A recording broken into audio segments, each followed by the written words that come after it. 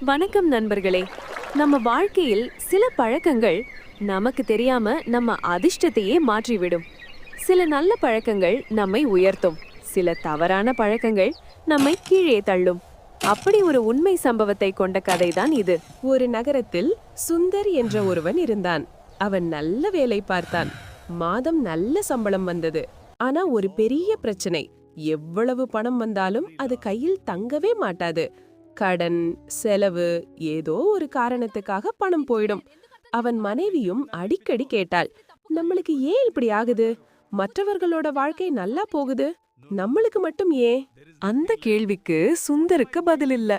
அவன் மிகவும் மன அழுத்தத்தில் இருந்தான். சில நேரங்களில் தனியா உட்கார்ந்து அழுவான். ஒரு நாள் அவன் ஒரு பழைய கோவிலுக்கு போனான். அங்கிருந்த ஒரு வயதான சாமியார் அவனை பார்த்தவுடன் சொன்னார், உன் முகம் பார்த்தாலே தெரிகிறது, நீ மிகவும் கஷ்டத்தில் இருக்கிறாய். சுந்தர் அதிர்ச்சி அடைந்தான். ஆமாம் சாமி, என்ன செய்யறதுனே தெரியல.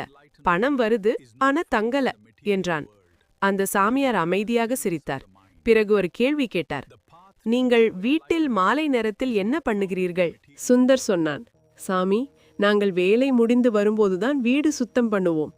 அப்பதான் டைம் கிடைக்கும். அதனால மாலை நேரத்துல ஸ்வீப் பண்ணுவோம், குப்பை வெளியே போடுவோம் என்றான்.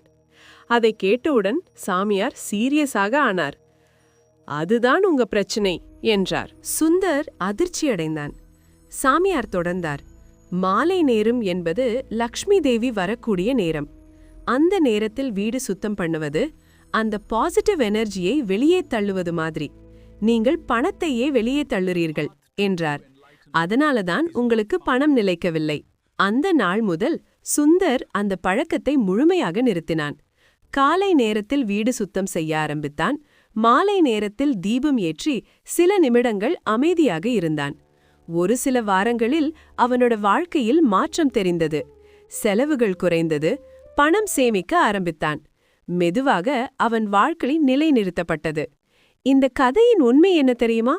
நம்முடைய தினசரி பழக்கங்கள் நம்ம வாழ்க்கையை தீர்மானிக்கிறது.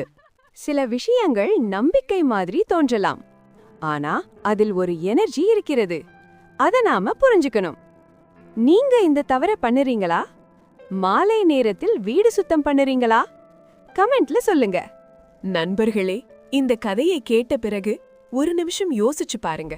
நம்ம வாழ்க்கையில் நம்மால் தெரியாம நம்ம அதிர்ஷ்டத்தையே தள்ளி வைக்கிறோமா? சில நேரங்களில் பெரிய மாற்றம் வர ஒரு சின்ன பழக்கம் போதும். அந்த மனிதன் வாழ்க்கை மாறியது ஒரு சிம்பிள் சேஞ்ச் காரணம்தான்.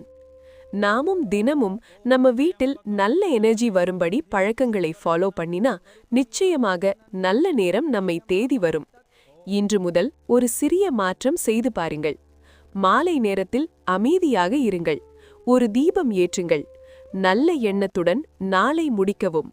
நீங்கள் இதை ஃபாலோ பண்ணீங்கன்னா உங்கள் வாழ்க்கையிலும் மாற்றம் வர ஆரம்பிக்கும். அந்த மாற்றத்தை நீங்களே உணர்வீர்கள்.